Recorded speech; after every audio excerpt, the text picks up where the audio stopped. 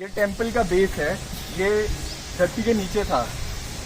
यहाँ पर एक पेड़ था, वो पेड़ गलती से अपरूट हो गया, मतलब ड्यू टू नेचुरल रीजन वो अपरूट हो गया। तो जब वो अपरूट हुआ, नीचे टेम्पल के स्ट्रक्चर्स एक्सपोज हो गए। उससे यहाँ पर पता चला कि नीचे टेम्पल था। तो एक छोटा लेवल का एक्सकेवेशन होता है, ऊपर के सरफेस के जो स्कल्पचर्स हैं जो ज़्यादा डीप नहीं थे वो निकाले जाते हैं, और अपेरेंटली यहाँ पे एक पंचायतन स्टाइल का टेम्पल एग्जिस्ट कर रहा था 1000 years back. So Himani is going to tell you more about the temple. What did you cover? कि वो मिला कैसे? Okay, we did talk about the tree, yeah. Okay, yeah. पंचायतन। हाँ. तो actually 1970 में पेड़ गिरा, वो हुआ। 1974 में यहाँ पे एक एक्सकवेशन हुई, और वो इकलौती एक्सकवेशन हुई है यहाँ पे। उसके बाद कोई एक्सकवेशन यहाँ पे नहीं होती, राइट? उन एक्सकवेशंस में या एक्सप्लोरेशंस में, rather term them as explorations, हमें कुछ पीसेस मिलते हैं, राइट? इनके ऊपर इंडिविजुअल रिसर्चेस करते हैं लोग, बट ASI उस टाइम पे और कोई रिसर्च नहीं कर पाता। It's in 2000 that this site is handed over to Haryana Tourism or the Haryana Department, and finally वो लोग इनकी iconographical researches शुरू करते हैं और उनको पब्लिश करना शुरू करते हैं। So it's not up until 2000 जब हमें पता भी है चल क्या रहा है, हमें आज भी नहीं पता, because proper documentation research is still pending for this site. As Anu was telling, ये पंचरत्न स्टाइल का है, पंचरत्न स्टाइल, तो 5 टेम्पल, सबसे बड़ा वाला मिडल में, and then 4 on the 4 sides of it. एक उस साइड रहा होगा, एक उधर अभी भी हमें दिखता है उस साइड पर, जो कहीं उस साइड पे पेड़ों के नीचे है। जब हम टेम्पल आर्किटेक्चर की बात करते हैं, ये नागर स्टाइल ऑफ टेम्पल आर्किटेक्चर रहा होगा गुर्जर प्रतिहार के टाइम, राइट? तो timing is around 9th to 11th century। And जब हम नागर स्टाइल की बात करते हैं, उसके बाद एलिमेंट्स होते हैं, मंडप, गर्भगृह। गर्भगृह is right in the centre. Apparently वो जो सेंटर में आपको बड़ा सा दिख रहा है, दैट्स कॉल्ड एन अमालक। ये टॉप ऑफ द शिखर पे लगाया जाता है। तो shikhara is the whole big thing, pyramidal structure होता है, पिरामिडल स्ट्रक्चर, और amalaka on top. You see that circular structure? वैसे गोल गोल धारियाँ सी बनी हुई है, बड़ा सा structure, that is an अमालक। So I would also like to add one thing कि टेम्पल, हिंदू टेम्पल आर्किटेक्चर में 3 तरह का आर्किटेक्चरल स्टाइल्स होते हैं। एक तो नॉर्थ इंडियन आर्किटेक्चर स्टाइल है, जिसे हम नागर स्टाइल बोलते हैं, ये नागर स्टाइल में बना है। एक होता है साउथ इंडियन आर्किटेक्चर स्टाइल, जिसे द्रविडियन स्टाइल ऑफ आर्किटेक्चर बोलते हैं, और एक आता है इसका मिक्सचर, जिसे हम वेसर स्टाइल बोलते हैं। तो वेसर था वो महाराष्ट्र में और सेंट्रल इंडिया में फॉलो किया जा रहा था। साउथ इंडिया में द्रविडियन स्टाइल ऑफ आर्किटेक्चर था। द्रविडियन आर्किटेक्चर आपको साउथ इंडिया में मिल जाएगा। गंगाईकोंडा चोलापुरम के बारे में पता होगा आपको, तंजावुर में तंजावुर टेम्पल है, उसका जो अपर पार्ट है, जैसे इसमें नागर है, वो थोड़ा पिरामिडल, इसमें सर्कुलर टेपरिंग एंड है, उसके अंदर पिरामिडल फॉर्म में है। साउथ इंडिया में जो शिखर है वो पिरामिडल फॉर्म में है, और इसमें मंडप होता है। There are certain architectural features जो इन स्टाइल्स को सेपरेट करता है। तो दिस इज नागर स्टाइल। इसमें मंडप होता है, मंडप गर्भगृह के सामने होता है। तो गर्भगृह इज द श्राइन जहाँ पे मेन जो देवी है वो स्थापित होती है। गर्भगृह के ऊपर शिखर बनता है, फिर सामने मंडप होता है जो एक रूम होता है जहाँ hall of prayers, hall of prayers बोलते हैं इसे।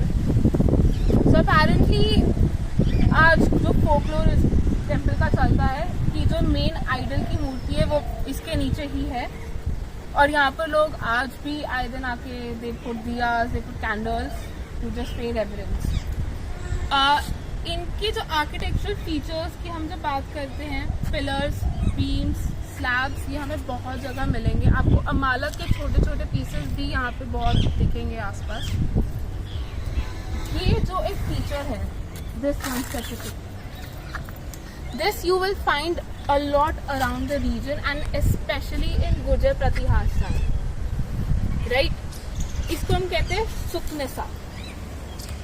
ये एक डेकोरेटिव एलिमेंट होता है जो बिल्कुल टेम्पल के बाहर एक डेकोरेटिव एलिमेंट की तरह लगा दिया जाता है। मैं अगर ये फेस की बात करूँ ना, this is most probably Mahakal. 3 faces, एक तो सामने बहुत क्लियर दिख रहा है, एक इस साइड है, उस साइड वाला टूट चुका है, तो कुड बी महाकाल। तो ये वाला जो एलिमेंट है प्रोबेबली अगर ये एंट्रेंस रहा होगा उसके बिल्कुल टॉप पे लगा होगा। एक शूकनासी उधर भी एक पड़ा उधर भी पड़ा है। तो शूकनासी बिल्कुल टेम्पल का जो गेट है उसके एंट्री के ऊपर बनाया होता है शूकनासी। ये शूकनासी है, ये गेट के बिल्कुल सबसे ऊपर लगाया जाता है।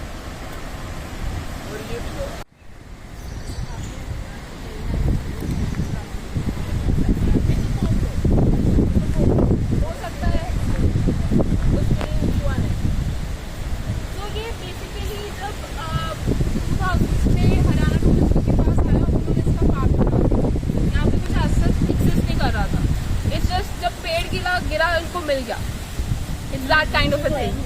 तो ग्राउंड लेवल पर ही है। ये एक्सपोज कर दिया है। अच्छा, और प्लेटफॉर्म अपेरेंटली ये डिसमेंटल्ड था, ये पूरा ये बेस है उसका, दिस वाज डिसमेंटल्ड। बाद में इसको उन्होंने उठा के बना दोबारा से रिकंस्ट्रक्ट किया है इसको। Yes, I was talking about वो जो हमें फीचर दिख रहा था ना उसमें। हाँ जी, ये देखिए, ये सेम ओह वही है। ये आपको बहुत जगहों पे दिखेगा। एक और बहुत इंटरेस्टिंग चीज़ है गुर्जर प्रतिहार्स की और इनके टेम्पल्स की जो आज भी हमें मिलते हैं। Khajuraho is the biggest example of Gurjara Pratihara temple architecture.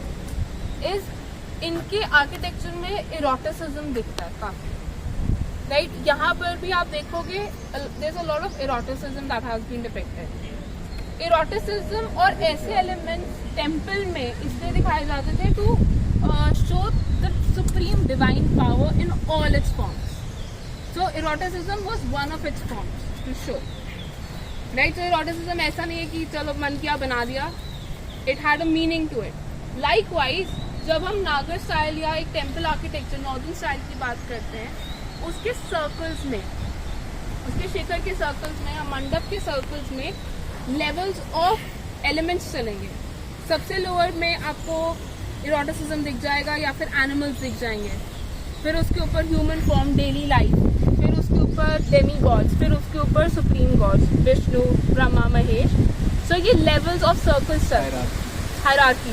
There is one more thing, eroticism काफ़ी टेम्पल्स में डिपिक्टेड है, खजुराहो में भी डिपिक्टेड है। एक इसका अजम्पशन ये भी स्कॉलर्स बताते हैं कि ये टेम्पल के बाहर इरोटिसिज्म क्यों डिपिक्टेड है वॉल्स पे, ये ताकि वर्ल्डली जो प्लेजर्स हैं वो हम बाहर छोड़ के टेम्पल को एंटर करें। जब हमने डिवाइन बीइंग को के पास जाना है तो हम ये वर्ल्डली प्लेजर्स ये इनको बाहर छोड़े, तभी वो बाहर डिपिक्टेड है। This is one assumption that scholars give.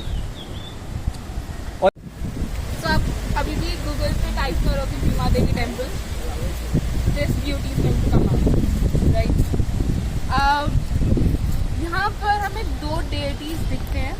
तो जब भी हम हिंदू आर्किटेक्चर या हिंदू एलिमेंट्स की बात करते हैं, राइट, डायरेक्शन फेसिंग वास्तु शास्त्र जिसको हम कहते हैं, उसका बहुत बड़ा इंपॉर्टेंस रहता है। तो हिंदू टेम्पल्स में भी वो वास्तु शास्त्र के एलिमेंट्स हमें दिखते हैं, but in God form, right. इस साइड दिस इज वरुण। जब हम ये अभी उस साइड खत्म हो चुके हैं, डीफेस हो चुके हैं। This is Varun. जब हम आइकॉनोग्राफी की बात करते हैं, there are certain elements from which you can identify who is who, कौन सा भगवान कौन सा है।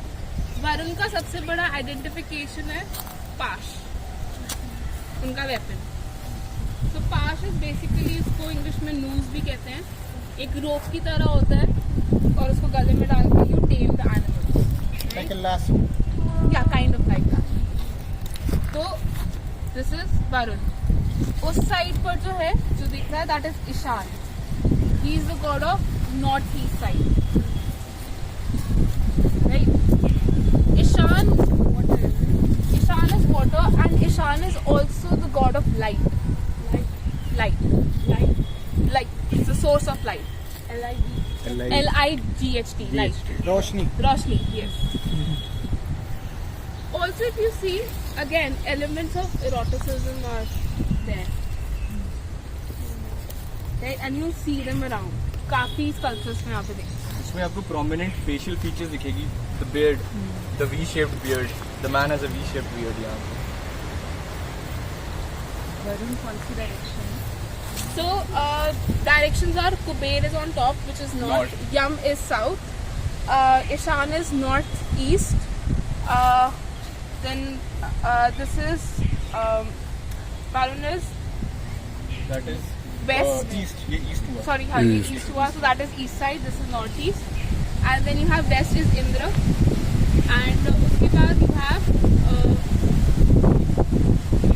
Yam हो गया. And then you have Agni on the southwest.